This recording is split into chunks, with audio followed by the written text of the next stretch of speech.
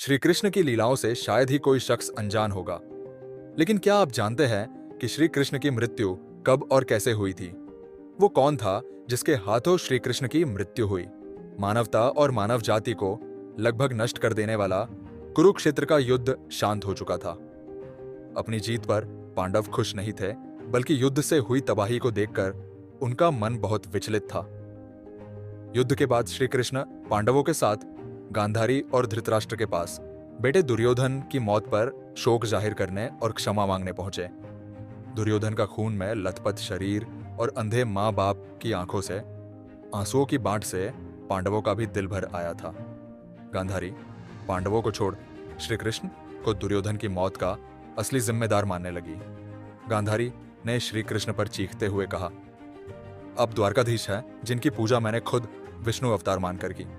क्या आप अपने किए पर जरा भी शर्मिंदा है?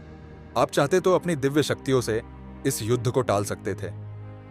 बेटे की मौत पर आंसू बहाने वाली एक मां का दुख तुम खुद अपनी मां देवकी से जाकर पूछो, जिसने अपने 7 बच्चों को अपनी आंखों के आगे मरते देखा है। इसके बाद गांधारी ने कृष्ण को श्राप देते हुए कहा, यदि भगवान विष्णु के प्रति मेरी आस्था सच्ची रही है तो आज से ठीक 36 वर्ष बाद तुम भी इस धरती पर जीवित नहीं रहोगे। द्वारका तबाह हो जाएगा और यादव वंश का हर इंसान एक दूसरे के खून का प्यासा हो जाएगा। यह कहकर गांधारी श्री कृष्ण के चरणों में गिर गई और रोने लगी। कृष्ण ने चेहरे पर हल्की सी मुस्कान लिए गांधारी को उठाया और कहा, माते, आपके श्राप का असर एक दिन जरूर होगा, लेकिन यह सिर्फ मेरे प्रति आपकी सच्ची श्रद्धा की वजह से नहीं, बल्कि बदलते समय की वजह से भी होगा। कहते हैं कि गांधारी का यही श्राप यादव वंश के विनाश और भगवान कृष्ण की मृत्यु का कारण बना। कई साल बीतने के बाद श्री कृष्ण के पुत्र सांब गर्भवती स्त्री का वेश धारण कर अर्षि मुनियों से मिलने गए। ये देखकर अर्षि भड़क गए और उन्होंने सांब को श्राप दिया कि तुम एक ऐसे लोहे के तीर को जन्म दोगे जो तुम्हारे कुल साम्राज्य का सर्वनाश कर देगा। इससे सांब बहुत डर गए और उन्होंने इस पूरी घटना के बारे में अपने गुरु को बताया। सांब को इस श्राप से बचाने के लिए उसके गुरु ने कहा कि वो एक तीर का चूर्ण बनाकर उसे प्रभास नदी में प्रवाहित कर दे। ऐसा करने से वो श्राप मुक्त हो जाएगा। जिस इलाके में इस चूर्ण को जमा किया गया था वह एक खास प्रकार की घास उगाई।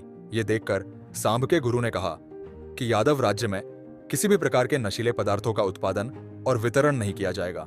इसके बाद द्वारका में कुछ बेहद अशुभ संकेत देखे गए, जिसमें सुदर्शन चक्र, श्री कृष्ण का शंख, उनका रथ और बलराम के हल का अदृश्य हो जाना शामिल है। द्वारका में अपराध और पाप बढ़ने लगे थे। ये देख श्री कृष्ण परेशान हुए और उन्होंने अपनी प्रजा से प्रभास नदी के तट पर जाकर पापों का प्रायश्चित करने का आग्रह किया। द्वारकावासी वहां जाकर मदिरा के नशे में चूर एक दूसरे से लड़ने लगे। गांधारी के श्राप के अनुसार यादव वंश के सभी लोग आपस में लड़कर मर गए। इस घटना के कुछ समय बाद श्री कृष्ण एक पेड़ के नीचे योग समाधि ले रहे थे। इसी दौरान जरा नाम का एक शिकारी वह हिरण की तलाश में आ गया। जरा ने कृष्ण के हिलते हुए पैरों को हिरण समझा और तीर चला दिया। इसके बाद शिकारी श्री कृष्ण के पास पहुंचा और अपनी गलती के लिए उनसे क्षमा मांगने लगा। तब श्री कृष्ण ने उसे सांत्वना दी और बताया कि कैसे उनकी मृत्यु निश्चित थी। श्री कृष्ण ने कहा, त्रेता युग में लोग मुझे राम के नाम से जानते थे। राम ने सुग्रीव के बड़े भाई बाली का छिपकर वध किया था। अपने पिछले जन्म की सजा उन्हें इस जन्म में मिली है। दरअसल जरा ही पिछले जन्म में बाली था। यह कहकर श्री कृष्ण ने अपना शरीर त्याग दिया। श्री कृष्ण की मृत्यु को ही कलयुग की शुरुआत माना जाता है।